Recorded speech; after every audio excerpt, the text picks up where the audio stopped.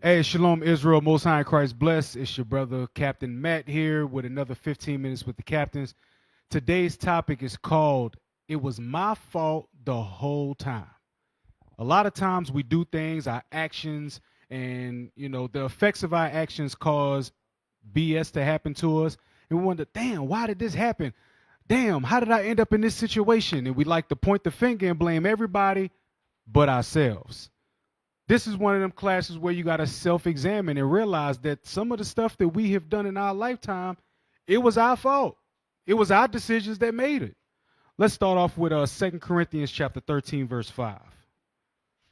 We got to understand that these things that happen in our life, some of it is our fault. 2 Corinthians chapter 13 and verse 5. Examine yourselves, whether ye be in the faith. So we have to examine ourselves whether or not we are in the faith. When it says to examine yourselves, really, really, really, with a good conscience, look inside yourself and see, damn, could I have avoided this? Or damn, is there something in me that caused this? Read on. Prove your own selves. Know ye not your own selves? We have to know ourselves, and most of us do. We just scared to admit that the person that we are on the inside is a little jacked up. We got to understand ourselves. We all know ourselves. We know what we battle. We know what decisions that we made to lead us into certain positions. We have to examine ourselves. We have to know ourselves. Read. Know ye not your own selves, how that Jesus Christ is in you, except ye be reprobates? The word reprobate means void of judgment. The only way that you could look at yourself and not take stock of who you really are and what your actions really have caused is if you're a reprobate. That's the only way. So pray that you don't have that spirit on you. Go to Psalms chapter 4, verse 4. Pray that that spirit of being a reprobate is not on you, because we always have to self-examine. That's really the only way that you're going to grow and learn what to do and what not to do in this truth. Psalms chapter 4, verse 4. The book of Psalms chapter 4, verse 4. Stand in awe and sin not. Commune with your own heart upon your bed, and be still. Selah. It says, stand in awe and sin not. Wonder, think, reflect, sin not. Commune with your own heart upon your bed. What? Think about your actions. I know sometimes as men, we like to replay things after the day is over. When we either on our drive home or you're sitting at home and it's your time to decompress, you kind of play back the events of today. Do that on a daily basis. Make sure that you walk in righteous in this walk. Go to Acts chapter 24. Acts chapter 24, and we're going to read verse 16. The book of Acts chapter 24, verse 16. And herein do I exercise myself to have always a conscience void of offense toward God and toward men. We always have to exercise ourselves to have a conscience void of offense, meaning we know we didn't do anything to offend the little ones. We know that we didn't do anything to cause another brother or sister to stumble. These are things that we have to look at back, or as leaders especially, and reflect and see, damn, was I walking righteous? Was I walking uprightly? Did I handle this situation correctly? Could this situation been handled differently? We have to look at these things, because the actions that follow, guess what, is on us. So sometimes we have to look at ourselves and say, damn, it was my fault the whole time. Go to 1 Corinthians chapter 15, verse 8. 1 Corinthians chapter 15, verse 8. Mm-hmm. And last of all, he was seen of me also, as of one born out of due time. So Christ was seen of Paul as one born of due time. Why? Because Paul was persecuting the church. When the disciples was out teaching, Paul was still in school. Paul was still learning, becoming a doctor of the law. And then afterwards, he converted, did an entire transformation, and became a follower of Christ. Read on. For I am the least of the apostles, that am not meet to be called an apostle, because I persecuted the church of God. That's Paul communing with his own heart. That's Paul examining himself, saying, damn, you know what? I really don't deserve to be in this position. But because Christ gave me grace, because I know the messed up stuff that I done did. So because he gave me grace, I'm going to appreciate this opportunity. Read on.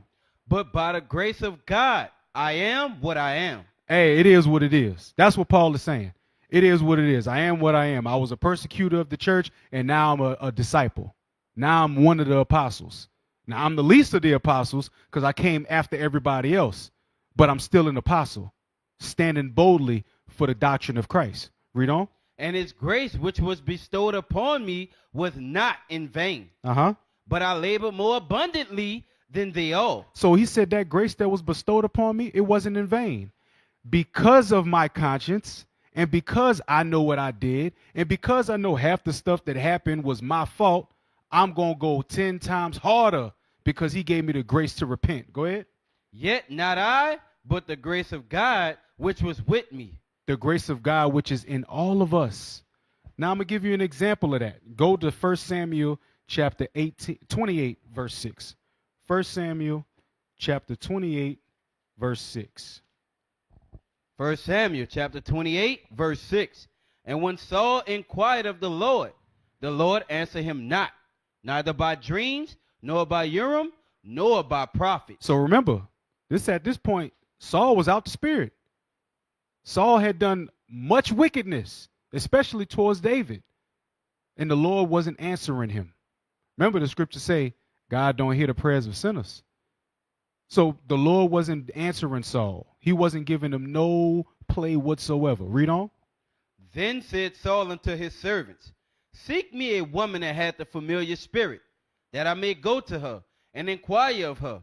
And his servant said to him, behold, there is a woman that hath the familiar spirit at Endor. So there's a woman with a familiar spirit. Now remember, he wasn't supposed to be consorting with them, but because wisdom left, Saul was on a whole nother mission. Read on. And Saul disguised himself and put on other raiment. And he went, and 2 men with him. And they came to the woman by night.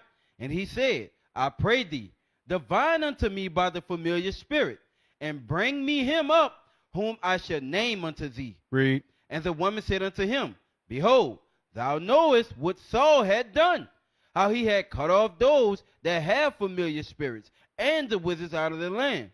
Wherefore, then layest thou a snare for my life, to cause me to die. She was like, look, you heard what Saul did. She didn't know it was Saul at the time. You know what Saul did. Saul, he told all of the familiar spirits and the wizards to get the hell out the land. Now you trying to set me up or what? Read on. And Saul swore to her by the Lord, saying, how you swear by the Lord on some sin? That's how you know this dude was not examining himself. Read on. as the Lord liveth, there should no punishment happen to thee for this thing. Then said the woman, whom shall I bring up unto thee? And he said, bring me up Samuel. And when the woman saw Samuel, she cried with a loud voice. And the woman spake to Saul, saying, why hast thou deceived me? For thou art Saul. And the king said unto her, be not afraid, for what sawest thou? And the woman said unto Saul, I saw gods ascending out of the earth. So watch this. We're going to jump to verse 15. So she recognized it was Saul.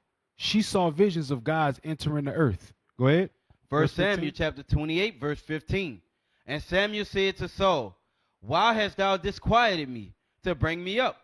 And Saul answered, I am sore distressed, for the Philistines make war against me, and God is departed from me, and answereth me no more, neither by the prophets, nor by dreams. Therefore I have called thee, that thou mayest make known unto me what I should do. Look, the decisions that I made then put me in a position to where now I need counsel. I didn't ask you for counsel before, but man, I need some counsel now. So much so I got to bring you up from the dead in order to get your counsel, Samuel. Please help me. The Lord is not dealing with me right now. Read on.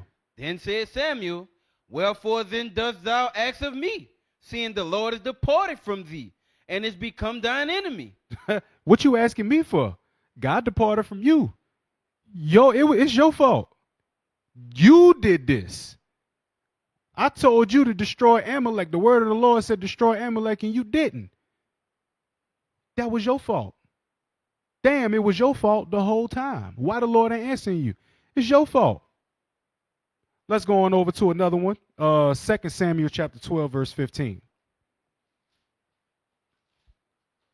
2 Samuel chapter 12, verse 15. And Nathan departed unto his house, and the Lord struck the child that Uriah's wife bare unto David, and it was very sick. Remember, David made a decision to sleep with another man's wife and kill that man. The woman got pregnant. The child got sick. Read on. David therefore besought God for the child. And David fasted and went in and lay all night upon the earth. And the elders of his house arose and went to him to raise him up from the earth, but he would not. Neither did he eat bread with them. So he didn't eat bread. He was mourning already. He knew what was going to happen. Read. And it came to pass on the 7th day that the child died. And the servants of David feared to tell him that the child was dead. For they said, Behold, while the child was yet alive, we spake unto him, and he would not hearken unto our voice. How will he then vex himself if we tell him that the child is dead? Like, man, he wasn't answering us when the child was sick. How the hell are we going to tell him that the child is dead? Read on. But when David saw that his servants whispered, David perceived that the child was dead. Therefore, David said unto his servants, Is the child dead? And they said, He is dead. Then David arose from the earth and washed and anointed himself and changed his apparel and came into the house of the Lord and worshiped. Then he came to his own house, and when he required, they set bread before him, and he did eat. Then said his servants unto him, What thing is this that thou hast done? Thou didst fast and weep for the child while it was alive. But when the child was dead, thou didst rise and eat bread. Read on. And he said, While the child was yet alive, I fasted and wept. For I said, Who can tell whether God will be gracious to me, that the child may live? He already knew it was in the hand of the Lord because of his decision. He knew this was my fault. I committed adultery and had this man killed. And now the woman is pregnant and the child got to suffer for it. I know that this was my fault. So that's why he prayed, he fasted, he anointed himself, and he repented. Because David knew he had the wherewithal to see, damn, this was my fault. A lot of this stuff can be avoided by doing this. Go to Proverbs 12:15. A lot of this stuff can be avoided if we just apply the scriptures. That's why the bishops always say, study, pray, apply. Proverbs chapter 12, verse 15. The way of a fool is right in his own eyes. The scriptures say that you're a fool whenever you think you're right in your own eyes. When you're not examining yourself, the scriptures call you a fool. When you think that everything that you do is right and nothing that you do is wrong, you're actually a fool.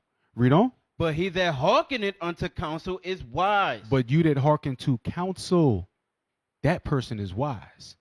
You got to understand that a lot of these things can be avoided. A lot of these faults and mistakes can be avoided if we just seek counsel. Go to Proverbs 15:22. Proverbs chapter 15, verse 22.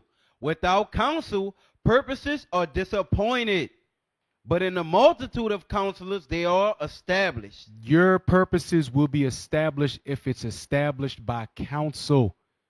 Without counsel, your purposes are disappointed. He wanted the woman Bathsheba. That purpose was disappointed because he did something that was sin and it was outside of counsel. Had he gotten counsel from his wise men would have said, man, that's somebody's wife. Leave that woman alone. But it was the will of the Lord that it had to happen. Look at Saul. Had Saul got given counsel, he'd be like, look, man, you went against the counsel of Samuel to kill Amalek. You saved one of them alive, and now forever we got to deal with these folks. If you just took counsel, a lot of those things that could have been your fault could be avoided if you just seek counsel. Proverbs 19:21. Proverbs chapter 19, verse 21. There are many devices in a man's heart. Nevertheless, the counsel of the Lord, that shall stand. There's many devices in a man's mind. Your heart is your mind, according to Mark 7:21. Many devices. We could conjure up a lot of stuff in our own mind. But the counsel of the Lord, that is going to stand. That is how you reduce your faults. That is how you examine yourself. Because what are you examining yourself against? The scriptures.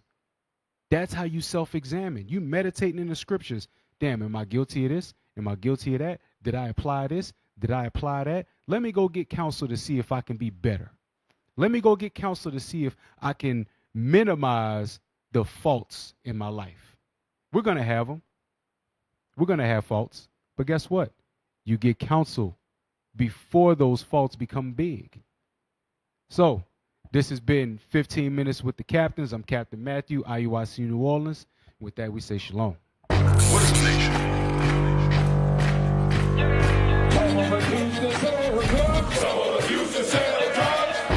Nation is men leading by example.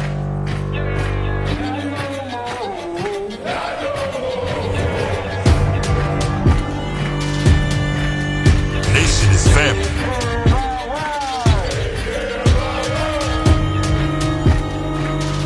Nation